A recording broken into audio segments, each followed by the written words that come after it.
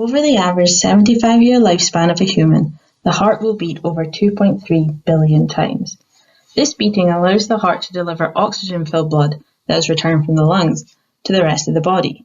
And it can do this because the heart is actually a muscle made up of lots of specialized muscle cells called cardiomyocytes. When blood needs to be ejected from the heart, these cells can contract and shorten, which squeezes blood out of the heart, and they then relax again, allowing new blood to enter the heart and for the cycle to repeat. The strength at which this contraction occurs is what we call cardiac force, and the heart must be able to adapt this force in order to meet the constantly changing demands of the body during rest and exercise. As you can imagine, the maintenance of the system is critical to sustain life, and every year over 160,000 people in the UK die from heart and circulatory diseases, meaning during the course of this 3-minute talk, one more person has died. In many cases, damage to the cardiomyocytes has occurred, meaning the heart cannot function properly and cardiac force is reduced. This is known as heart failure, which is the leading cause of death worldwide and of which there are still very few effective treatments. For my project, I wanted to understand the factors that influence cardiac force in a healthy heart and how these are changed in disease.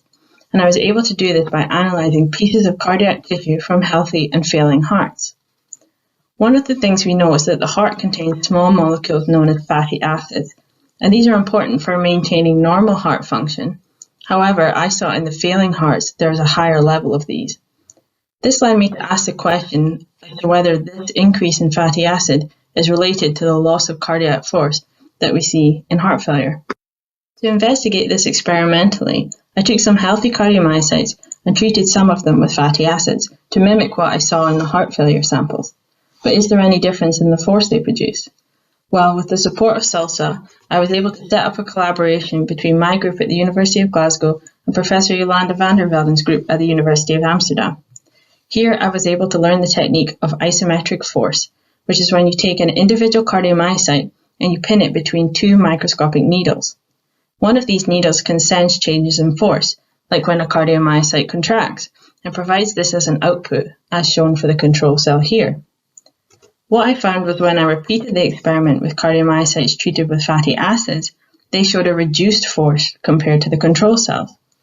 This was a really exciting finding as it may suggest that the increased fatty acids we see in heart failure are contributing to the reduced force that's observed in this disease. This opens up a whole new avenue for us to learn more about how cardiac force works and, importantly, work towards new heart failure therapies. My name is Dr. Fiona Murphy, and in my research, I'm interested in how particles in the air we breathe can have harmful effects on the lungs.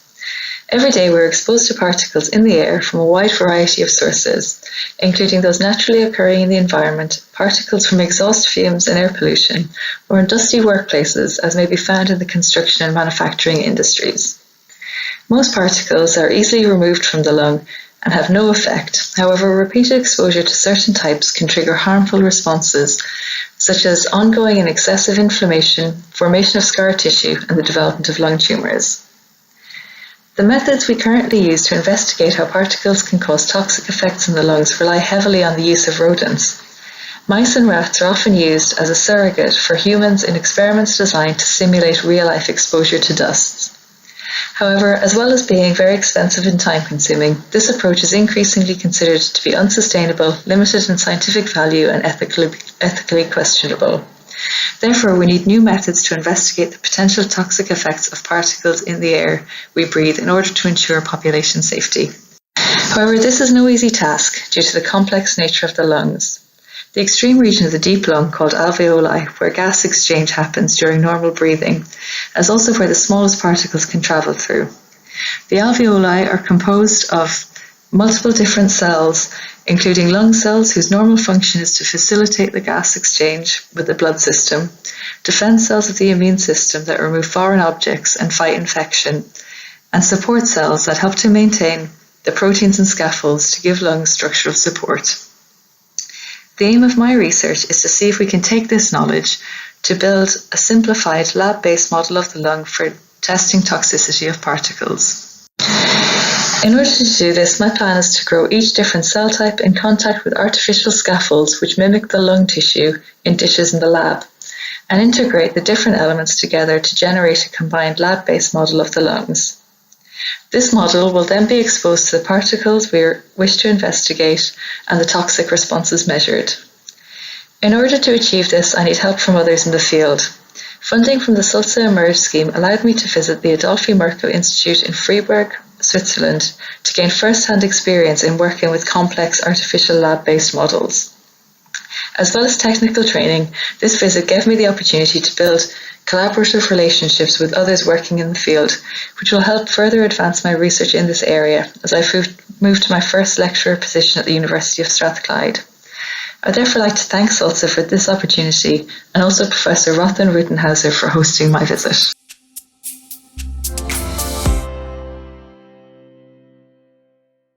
The brain is the central headquarters of our body, which means it requires the best protection from toxins and pathogens. Enter the blood-brain barrier. The blood-brain barrier is a tightly knit layer of cells separating blood vessels from the brain, consisting mainly of endothelial cells as well as various central nervous system cells. It controls what goes into and out of the brain. Small molecules possessing the right physical properties, such as glucose or oxygen, are let through, while other, for example, bigger molecules, are stopped. However, this mechanism is not fail-safe. African sleeping sickness is a tropical disease found in rural Africa.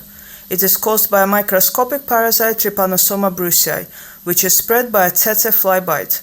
If untreated, the disease is fatal. The main challenge in treating African sleeping sickness arises from the parasite's unique ability to cross the blood-brain barrier and attack the brain.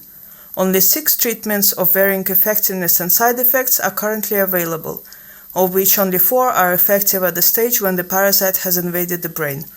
We urgently need new drugs against African sleeping sickness. Dr. Gordon Florence and Professor Terry Smith groups at University of St. Andrews are amongst many labs worldwide working on the new drug candidates against it. However, if no foreign chemicals are supposed to cross the blood-brain barrier, how can these drugs reach the brain? For a drug molecule to cross the blood-brain barrier, it needs to possess just the right combination of physical properties, such as its size, solubility in water, and many others. While we got much better at predicting such properties, often we just don't know if a drug will get into the brain until we test it. Historically, we have used animal models. However, in test tube or in vitro, tests are cheaper, quicker, and avoid animal use. Winfried Neuhaus group at AIT developed such models using human-derived cells grown on a semi-permeable plastic membrane. By adding chemicals on top of this membrane and monitoring their levels over time, we can get an idea of how quickly they would penetrate the real blood-brain barrier in humans. My work involved adapting this model for testing of the compounds synthesized by the Florence and Smith groups. Adopting this technique at St. Andrews would not only speed up the development of drugs against African sleeping sickness, it would also benefit drug discovery against other diseases affecting the brain, from Alzheimer's disease to depression, as well as adding to the cutting-edge animal-free techniques used in Scotland. This collaboration between University of St. Andrews and AIT was made possible by ScotChem and the Saltire European Exchange Award. I would also like to thank Dr. Gordon Florence, Professor Terry Smith, Professor Winfried Neuhaus, and all the group members, as well as you for your attention.